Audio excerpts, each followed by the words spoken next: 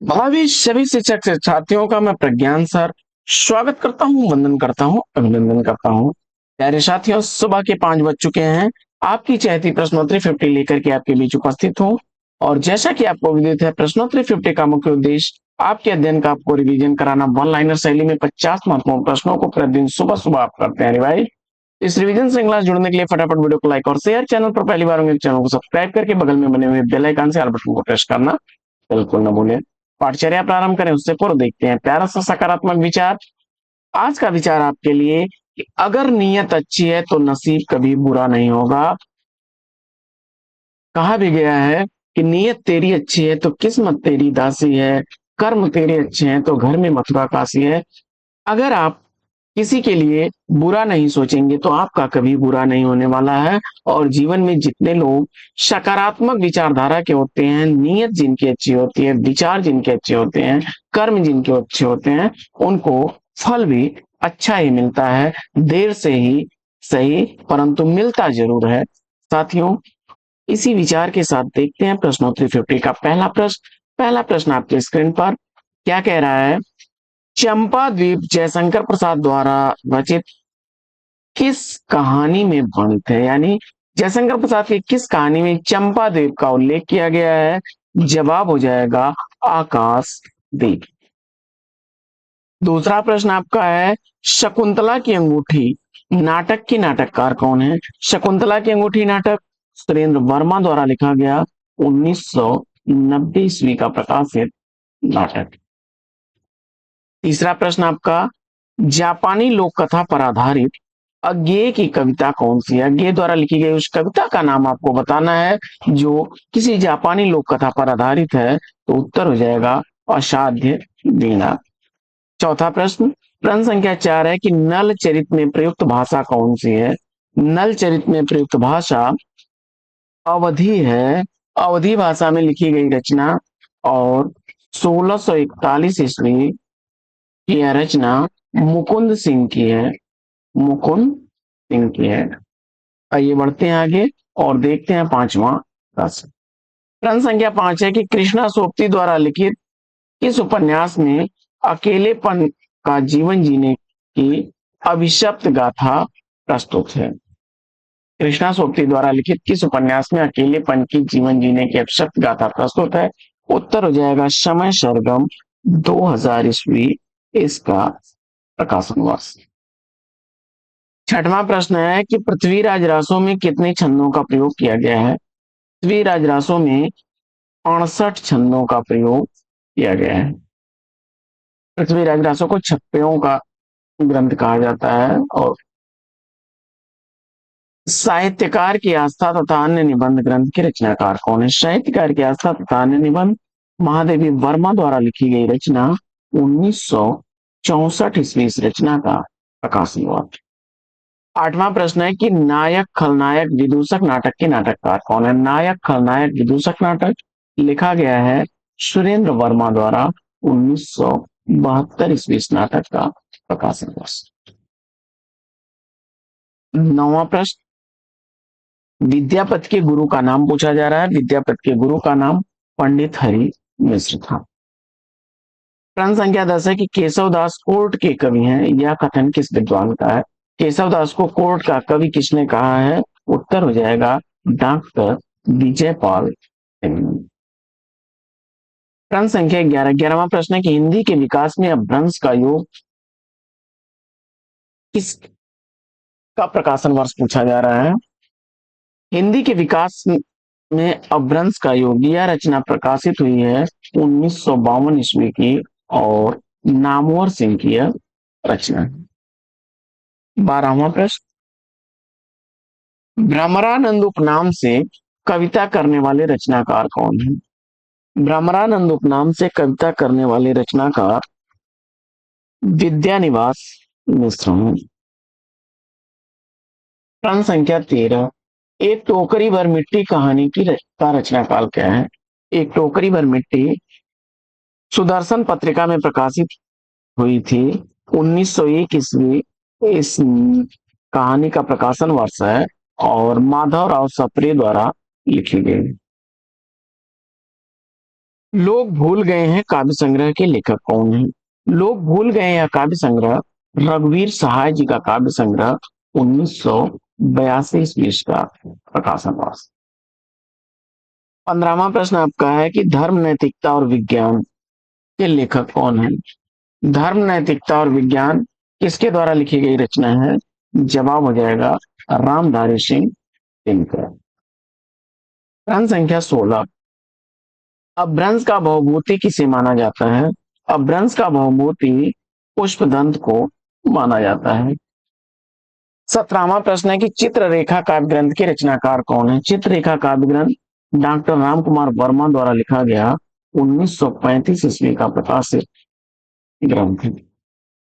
प्रश्न संख्या 18, सुधा चौहान द्वारा लिखित जीवनी मिला तेज से तेज किसकी है? सुधा चौहान द्वारा लिखित जीवनी मिला तेज से तेज सुभद्रा कुमारी चौहान की जीवनी है। 19वां प्रश्न है कि एंग्री यंग मैन के रूप में चर्चित रचनाकार कौन है? एंग्री यंग मैन के रूप में चर्चित रचनाकार सुदामा पांडे ढोंगिल है। 20वां प्रश्न, कठगुलाब उपन्यास का प्रकाशन वर्ष पूछा जा रहा है। कठगुलाब उपन्यास मृदुला गर्ग द्वारा लिखा गया 1996 ईस्वी का प्रकाशित उपन्यास है। 21वां प्रश्न आपका है कि असाध्य वीणा अज्ञेय के किस कविता संग्रह में संकलित है? असाध्य वीणा अज्ञेय द्वारा लिखे गए आंगन के पार द्वार कविता संग्रह में संकलित है। 22वां प्रश्न है कि अंजो दीदी किस विधा की रचना है? अंजो दीदी नाटक विधा की रचना है, उपेंद्र नाथ हंस द्वारा लिखा गया नाटक है। प्रश्न संख्या 23, हिंदी की प्रसिद्ध कहानी कसाईवाड़ा के लेखक कौन है? हिंदी की प्रसिद्ध कहानी कसाईवाड़ा शिवमूर्त की कहानी है।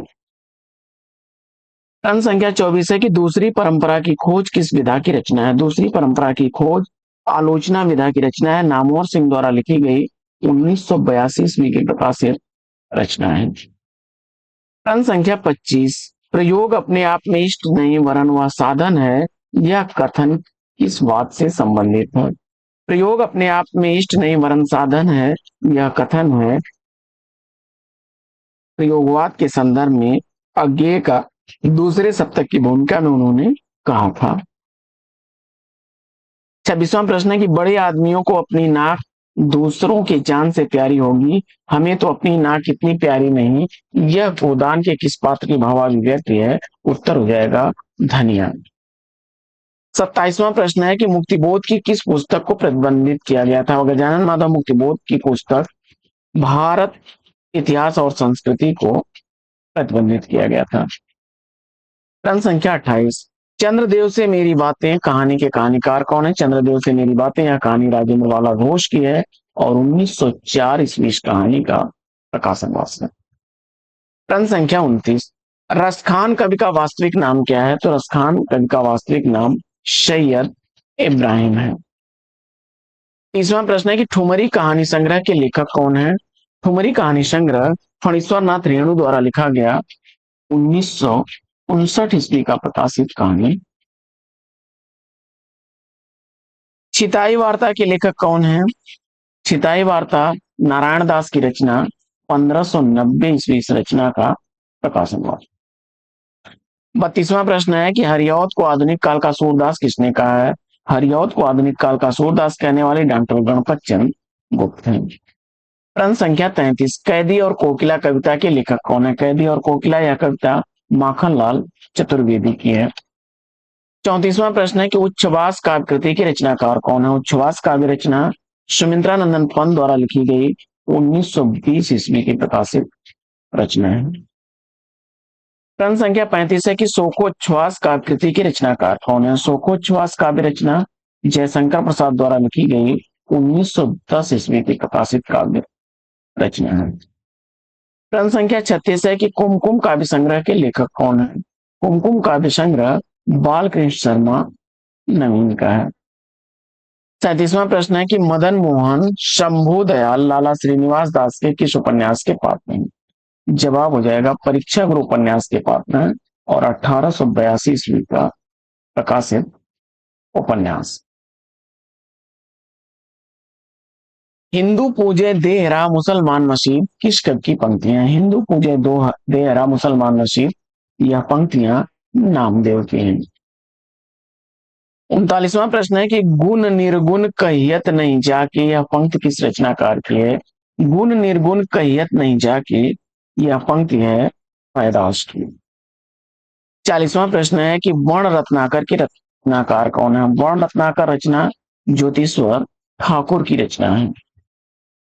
प्रश्न संख्या 41 है कि पति ही सुप्रेम हो, पति ही सुनेम हो, यह पंक्ति किस रचनाकार की है? जवाब हो जाएगा सुंदर दास। 42वां प्रश्न है कि सूखा बरगद उपन्यास के लेखक कौन है? सूखा बरगद उपन्यास मंजूर एहतेशाम का है। अगला प्रश्न, भाषा काव्य संग्रह के लेखक कौन है? भाषा काव्य संग्रह का लेखक महेश दत्त शुक्ला है। 44वां प्रश्न है कि दो पैसे की जन्नत उपन्यास के लेखक कौन है? दो पैसे की जन्नत उपन्यास अब्दुल बिस्मिल्लाह का है। जयंत और प्रेम लोक नाटकों के रचनाकार कौन है? जयंत और प्रेम लोक नाटक राम नरेश त्रिपाठी का है। 46वां प्रश्न है कि प्रगतिशील साहित्य की समस्याएं आलोचना ग्रंथ के लेखक कौन है? प्रगतिशील साहित्य की समस्याएं आलोचना ग्रंथ रामविलास शर्मा द्वारा लिखा गया 1954 ईस्वी का प्रकाशित ग्रंथ है। अगला प्रश्न है कि सिख अमलदारी को उखाड़ती हुई ब्रिटिश साम्राज्यशाही का चित्रण किस उपन्यास में हुआ है? सिख अमलदारी को उखाड़ती हुई ब्रिटिश साम्राज्यशाही का चित्रण मैया दास की वाणी उपन्यास में हुआ है। भीष्म साहनी द्वारा लिखा गया 1988 ईस्वी का प्रकाशित उपन्यास। रेशमी टाई एकांकी का एकांकीकार पूछा जा रहा है आपसे। प्रश्न संख्या 48, रेशमी टाई के एकांकीकार कौन है? तो राम कुमार वर्मा। रूप तरंग किसका काव्य संग्रह है? रूप तरंग काव्य संग्रह का रचनाकार आपने रामविलास शर्मा को चुना, तो सही जवाब। 50वां प्रश्न है कि गोदान कृषि संस्कृति का शोक गीत न होकर करुण महाकाव्य, यह कथन किसका है? जवाब हो जाएगा नलिन विलोचन शर्मा। तो साथियों, आज की यह पाठचर्या आपको कैसी लगी कमेंट्स करके जरूर बताइए। आज की इस पाठचर्या में लेते हैं पर विराम, फिर मिलेंगे आपसे अगले वीडियो में एक नए टॉपिक, नया टॉपिक, एक नए अंदाज में। तब तक के लिए लेते हैं आपसे विदा। आपका जीवन मंगलमय हो, बेस्ट ऑफ लक, जय हिंद।